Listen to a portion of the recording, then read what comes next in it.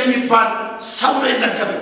ዛሬ በኢየሱስ ስም ከኢትዮጵያ እንደዚህ አይነት ያለ አሜን በሞት መካከል ቆሞ የክርስቶስን ወንጌል የሚሰብኩ ይወጣል። አሜን ይደረኝ ምን ሰው አሜን ይበላይ። አሜን አሜን በልና ተቀበል። ዛሬ ጀግና ሞት ይሞታል። አሜን ተራሞት ጀግና ሞት። አሜን ጳውሎስ ወንጌል እየሰበኩ ነው የሞት። እስጢፋኖስ እየተወገረ ወንጌል ይሰብካል። አሜን ክርስቶስን ይሰብካል። አሜን ኢየሱስ በቀራንዮ መስቀል ላይ ከፈለላችሁ ዋጋ አሜን በጌታ በኢየሱስ ስም በልባችሁ ላይ ዛሬ ደምቆ አሜን ፍቅሩ እየተቀጣጠለ አሜን ወንጌል ለሰዎች በኢየሱስ ስም ትሰብካላችሁ። አሜን ሃሌሉያ ኢየሱስ ጌታ ነው።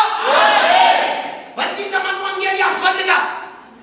ወንጌል ለሰው ልጅ ችግር ብቸኛ መፍትሄ አሜን የተባበሩት መንግስታት ድርጅት ገንዘብ ልማት የሰው ልጅ ጥልቅ ፍላጎቶችን ሊያሟሉ አይችሉም።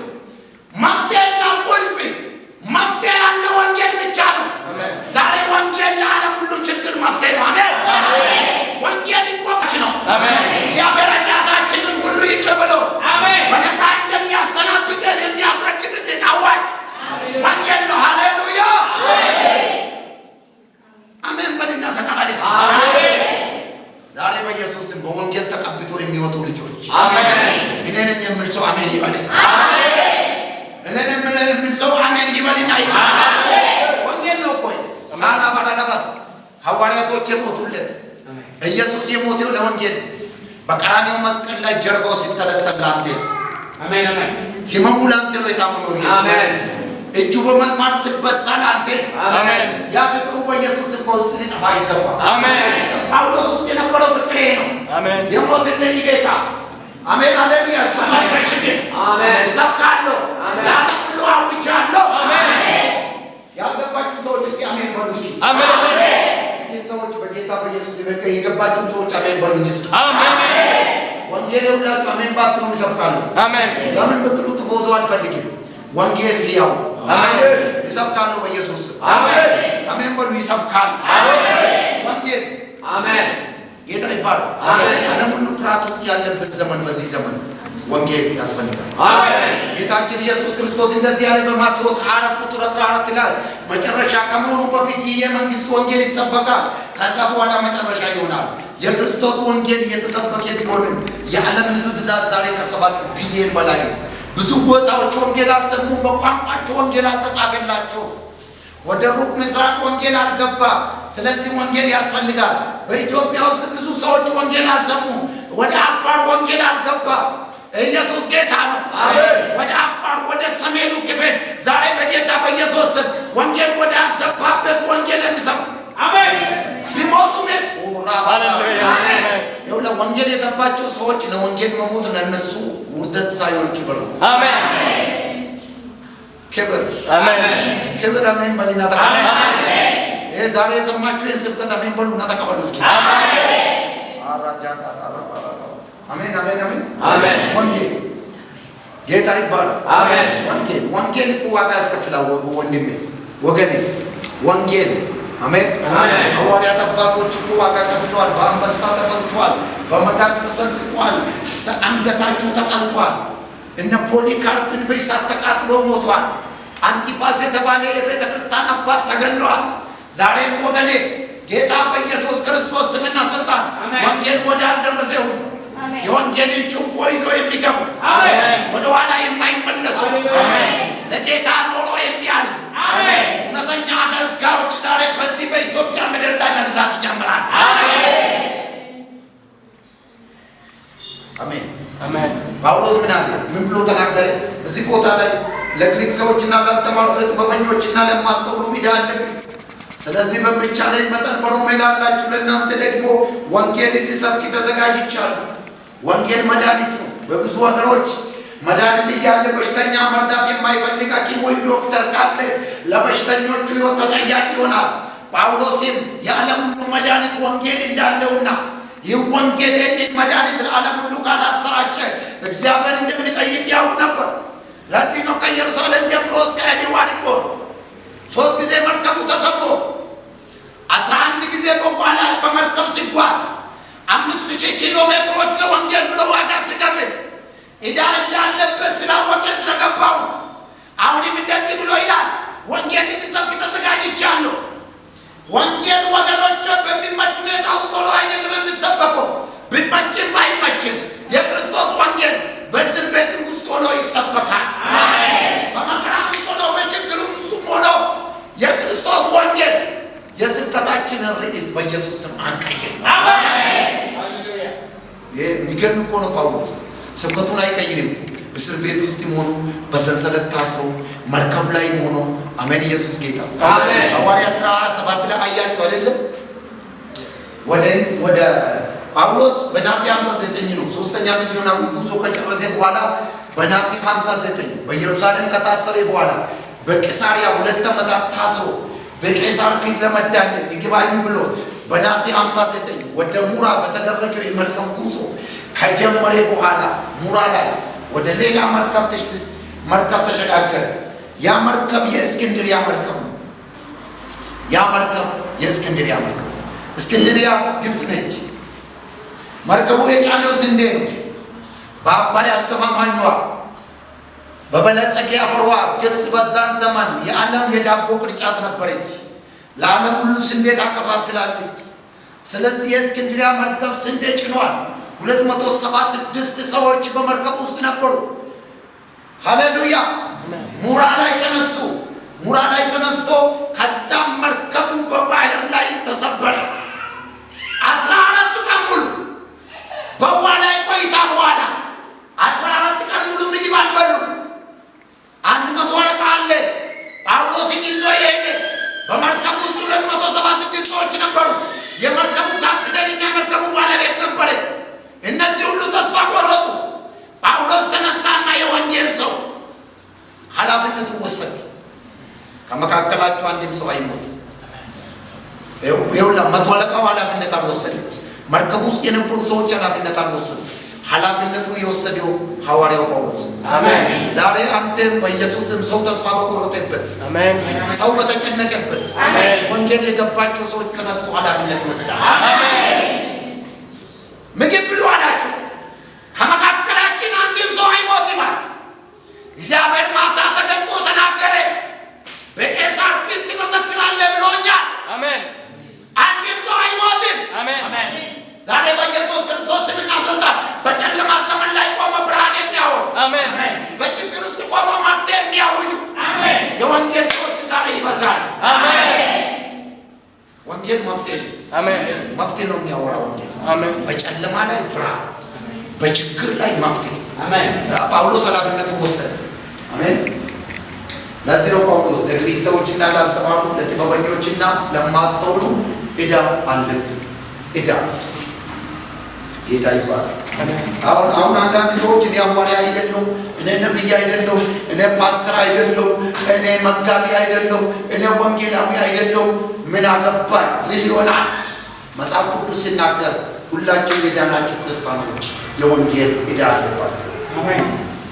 ሐዋርያ ሊሆን የተጠራው መጽሐፍ ቅዱስ ሲናገር እንደዚህ ይላል። ቁጥር 1 ላይ ሐዋርያ ሊሆን የተጠራ የኢየሱስ ክርስቶስ ባሪያ ጳውሎስ በነቢያቱ አፍ አስቀድሞ ተስፋ ለሰጠው ለእግዚአብሔር ወንጌል ተለየ። ቁጥር 1 ላይ ነው ያለው። ሐዋርያ ሊሆን የተጠራ የኢየሱስ ክርስቶስ ባሪያ ጳውሎስ በነቢያቱ አፍ በቅዱሳን መጻሕፍት አስቀድሞ ተስፋ ለሰጠው ለእግዚአብሔር ወንጌል ተለየ። አሜን። ተስፋ የሰጠ ማን ነው? ወንጌል። አሜን አሜን። ተስፋ የሰጠ ማን ነው? ወንጌል። አሜን። ሐዋርያ ዮሐንስ እንደዚህ ብሏል። ሌሎች ወንጌላት ሐዋርያ ዮሐንስ ቃልም ሥጋ ሆነ ጸጋንና እውነትን ተሞልቶ በእኛ አደረ።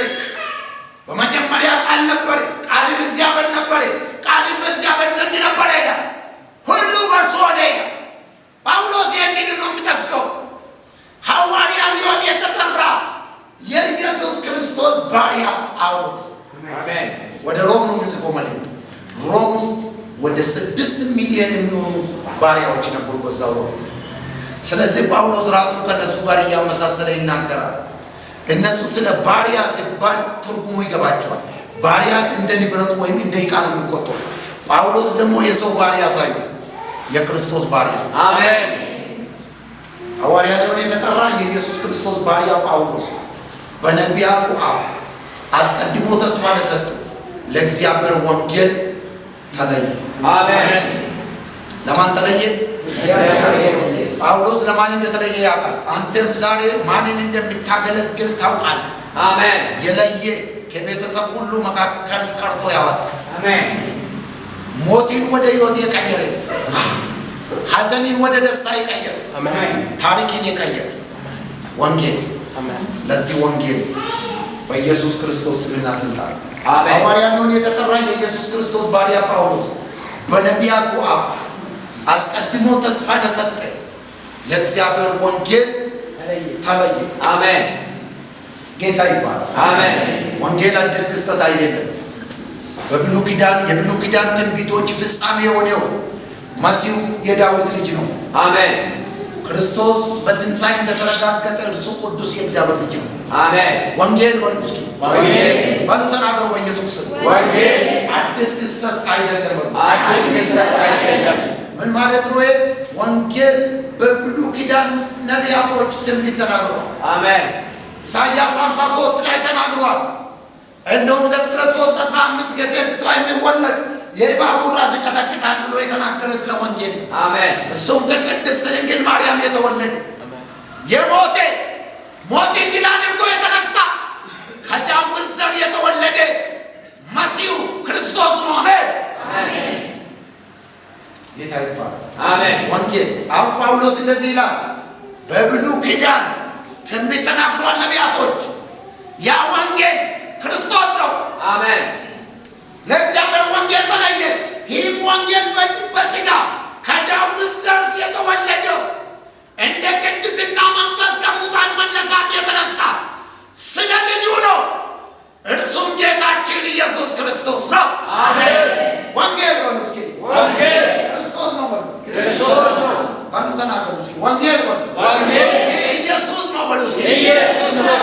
ኢየሱስ ክርስቶስ ነው በሉ እስኪ ኢየሱስ ክርስቶስ ነው። ሃሌሉያ። አሜን። ኢየሱስ ያድናል። አሜን። ወንጌል ኢየሱስ ነው። አሜን። የስብከታቸው ርዕስ የስብከታቸው ማዕከል አሜን። ኢየሱስ። አሜን። ወንጌል በኢየሱስ ላይ ያማክላል። አሜን። ወንጌል ኢየሱስ ነው። አሜን። ወንጌል ሰዎች የፈጠሩት ሳይሆን ጳውሎስ እግዚአብሔርን ለማስደሰት እያደረገ ያለው ሃይማኖት ሳይሆን ወንጌል ሞትን ድል አድርጎ የተነሳ የናዝሬቱ ኢየሱስ ነው። አሜን። እሱ ደግሞ የብሉይ ኪዳን ትንቢት ፍጻሜ ነው። አሜን። ገና አዲስ ነገር አይገለጥም፣ ተገልጧል። አሜን። ያ የተገለጠው ኢየሱስ የዓለም ሁሉ መድኃኒት አሜን። ወንጌል።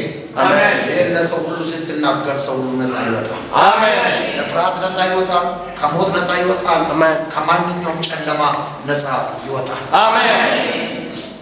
እግዚአብሔር የተባረከ ይሁን። አሜን። ወንጌል ያድናል። አሜን። ወንጌል ይፈውሳል። አሜን። ወንጌል ወደ ዘላለም ሕይወት ያስገባል። አሜን። ወንጌል ኢየሱስ ክርስቶስ ነው። አሜን። አሜን። ደግሜ እላለሁ ወንጌል ኢየሱስ ክርስቶስ ነው። አሜን። ጌታ ይባላል። ስለ ሌላ ሳይሆን ስለ ጌታችን ስለ ኢየሱስ ክርስቶስ ነው ወንጌል። አሜን። ወንጌል ሰዎች የፈጠሩት ሳይሆን ወንጌል የእግዚአብሔር ነው። አሜን። እንደዚህ ይላል እኮ ለእግዚአብሔር ወንጌል ተለየ። ለእግዚአብሔር ወንጌል እግዚአብሔር በሉ ድምፃችሁ ይሰማ ከኋላ ያላችሁ ወንጌል በሉ የእግዚአብሔር ነው። ዛሬ ለእግዚአብሔር ወንጌል መኖር ጀምር። አሜን። አሜን። አሜን። በሮም ውስጥ ያሉ የነበሩ 6 ሚሊዮን ባሪያዎች የሚኖሩት ለጌታቸው። ጌታቸው የፈለገውን ነገር ያደርጋሉ። እንደ ንብረት ናቸው። ለጌታቸው ንብረት ናቸው። በገንዘቡ ነው የገዛቸው። አንተ ደግሞ የተገዛ ለክርስቶስ ንብረት። አሜን። የተገዛ በገንዘብ በወርቅ ሳይሆን በክርስቶስ ደም። አሜን። የራስ የሆነ ሕይወት የለኝ። አሜን። በዋጋ ተገዝታችኋልና የራሳችሁ አይደላችሁ። አሜን። አንተ የራሴ አይደለም። የራሴ ነኝ የሚል ሰው ካለ የራሱ አይደለም። አሜን። የራሴ ስትወስድ ስትጨርስ ትመጣለህ ካለበለዛ። ዛሬ ግን የራሴ አይደለም። አሜን። እኔ በሉ እስኪ የራሴ አይደለም በሉ። የራሴ አይደለም ማለት ለወንጌል ትኖራለህ። አሜን። ብትሞትም ለወንጌል ትሞታለህ። ሞታችን በወንጌል ነው። አሜን።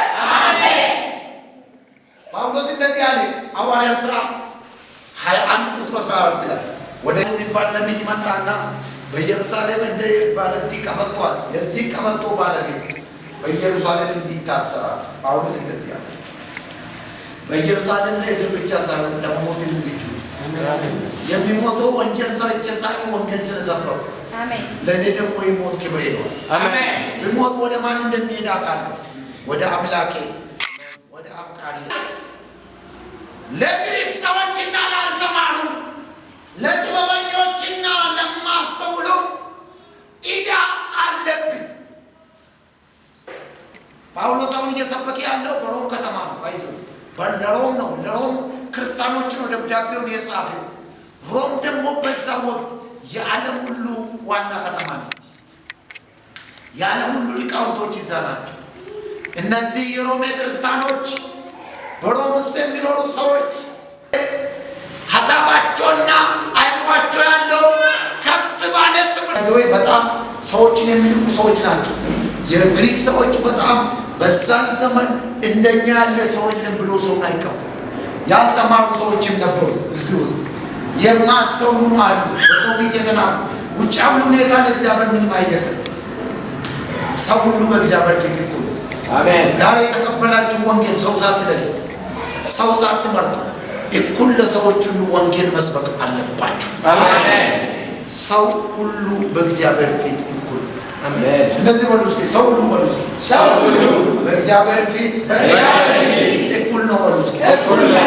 ጳውሎስ ገብቶታል። አሕዛብ ቢሆን የማስተውል ቢሆን ድሃ ቢሆን ሀብታም ቢሆን እውነት ወንጌል እኩል ያስፈልጋል። ኢየሱስ ለዓለም ሁሉ ነው የሞተው። ሰው መርጦ አልሞተም። ኢየሱስ ዛሬ ሞተላችሁ። አሜን። ለሰው ሁሉ ወንጌል ተናገሩ። አሜን።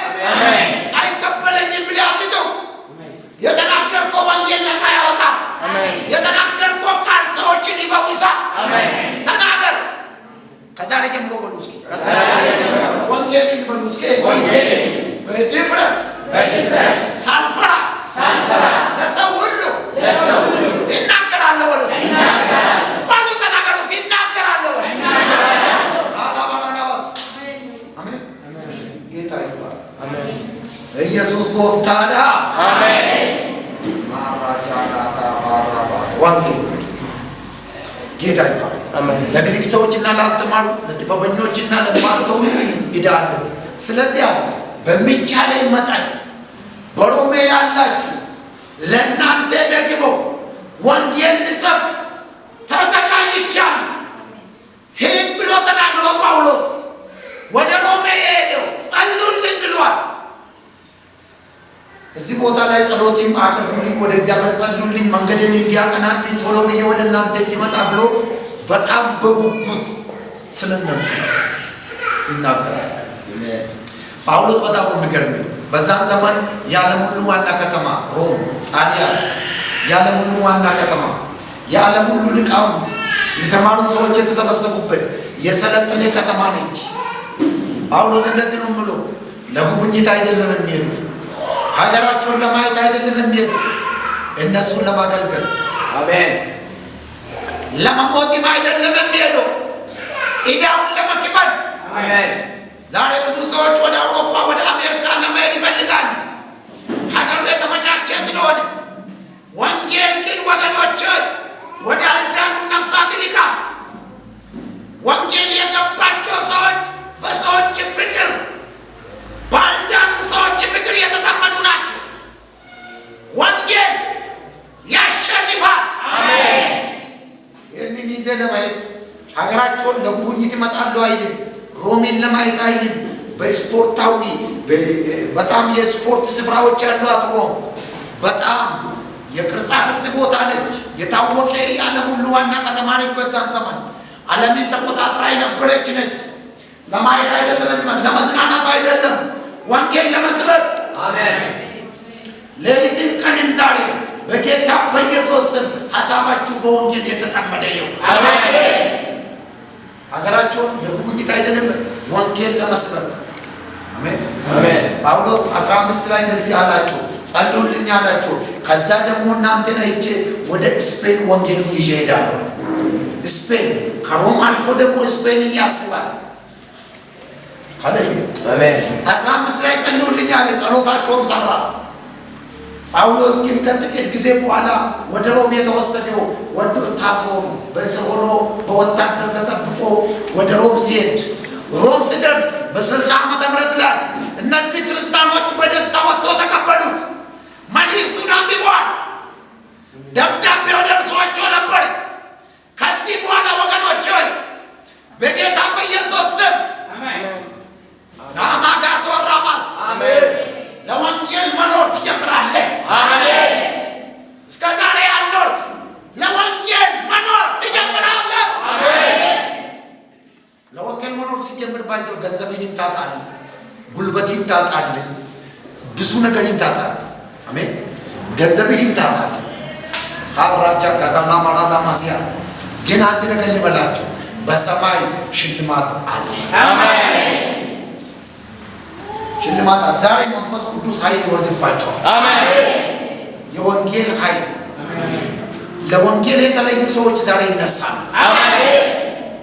እንደ እዝራ ፈጣን ጻፊዎች፣ አሜን። እንደ ጳውሎስ ሰባኪዎች፣ አሜን። ማራጃ ጋታላባስ አሜን። አሜን። ይሄ ደግሞ ቅባት ሲወርድባቸው ወደ አውሮፓና አሜሪካ ብቻ አይልክም። ወደ አፋር፣ ወደ ጋምቤላ፣ ወደ ዶቢ ከተማ፣ ወደ ወንበራ፣ አሜን፣ ወደ ዲባ